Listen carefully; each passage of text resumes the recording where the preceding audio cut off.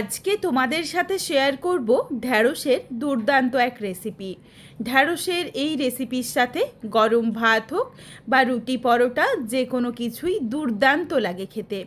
বন্ধুরা, ঢ্যাঁড়স তো অনেকভাবে রান্না করো, তবে তোমাদের কাছে আমার অনুরোধ রইল একবার হলেও এইভাবে রান্না করে দেখো। তারপর আমায় কমেন্ট করে জানিও যে রেসিপিটা তোমাদের কেমন লাগলো। নমস্কার বন্ধুরা, শুভমিতা ব্লগে সবাইকে স্বাগত জানাই। তাহলে চলো আজকে রেসিপি দেখে নেওয়া যাক।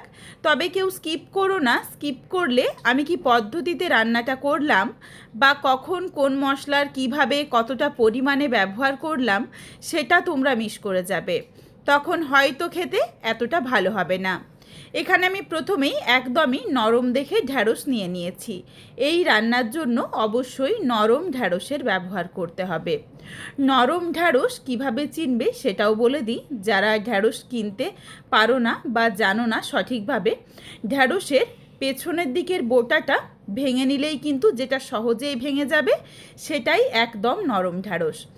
আর যেগুলো ভাঙে না, মোচড়ানো হয়ে ঢ্যাঁড়সের মধ্যেই লেগে থেকে যায়, সেগুলো কিন্তু একদমই এই রেসিপির জন্য নেওয়া যাবে না, সেগুলো অনেকটা শক্ত হয়ে গেছে।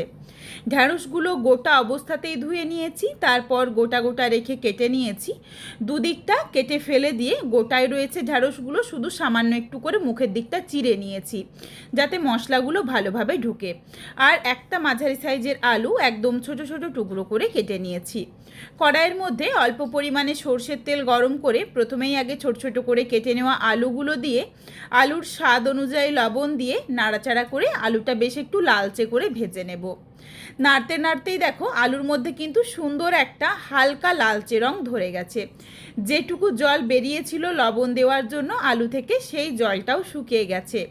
তারপরে দিয়ে দিলাম ঢ্যাঁড়সগুলো, আর ঢ্যাঁড়সের স্বাদ অনুযায়ী আবারও সামান্য একটু লবণ দিয়েছি।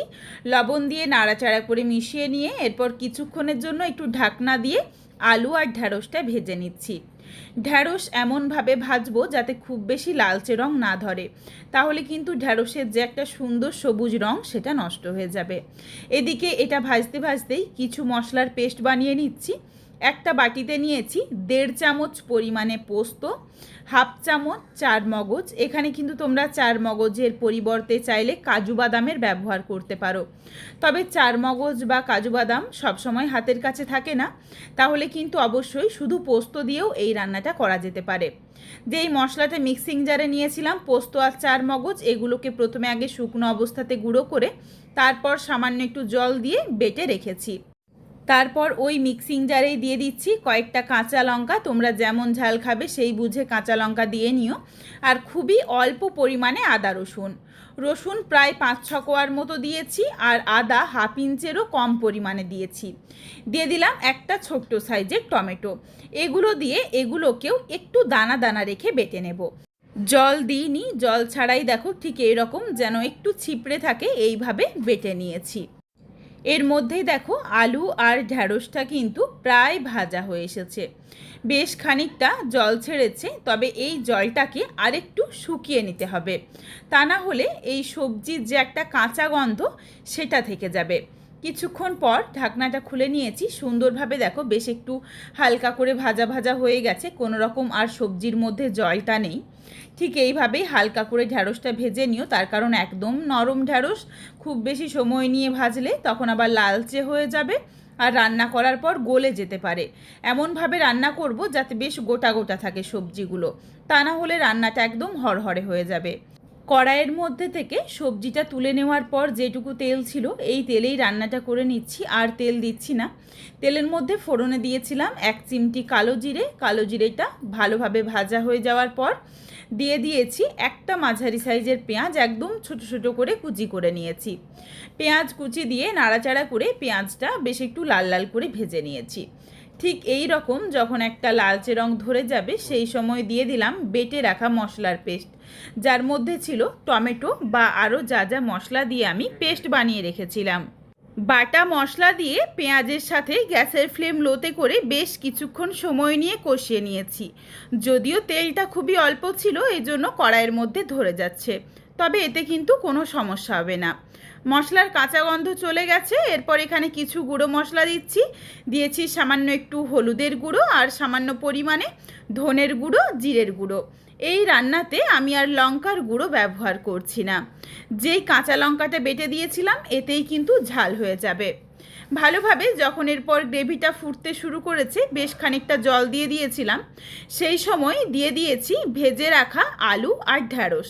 তবে এখনই পুরো জল দিইনি, সামান্য করে জল দিয়েছি, তার কারণ তেলের পরিমাণটা কম ছিল বলে। এরপর এই অল্প জলের মধ্যে আলু আর ঢ্যাঁড়সটাকে একটু কষিয়ে নিয়ে ভালোভাবে সেদ্ধ করে নিতে হবে। কয়েকটা আলু দেখো তোমাদের আমি চেপে দেখিয়ে দিচ্ছি, সুন্দরভাবে সুসেদ্ধ হয়ে গেছে কষাতে কষাতেই। এই সময় এখানে সামান্য একটু চিনি দিয়ে দিচ্ছি যাতে টেস্টটা ব্যালেন্স হয়ে যায়। চিনি দিয়ে নাড়াচাড়া করে আবারও ভালোভাবে মিশিয়ে নিয়েছি। আর যেটুকু সামান্য একটু মশলার জল রয়েছে, এই জলটাকেও কিন্তু একদম ভালোভাবে শুকিয়ে নেব। বেশ যখন ভালোভাবে কষা কষা বা ভাজা ভাজার মতো হয়ে যাবে আর দেখো সুন্দরভাবে তেলটা ছাড়তে শুরু করবে, সেই সময় এখানে দিয়ে দেব আরেকটা যেই মশলার পেস্ট বানিয়ে রেখেছিলাম, সেই মশলার পেস্ট।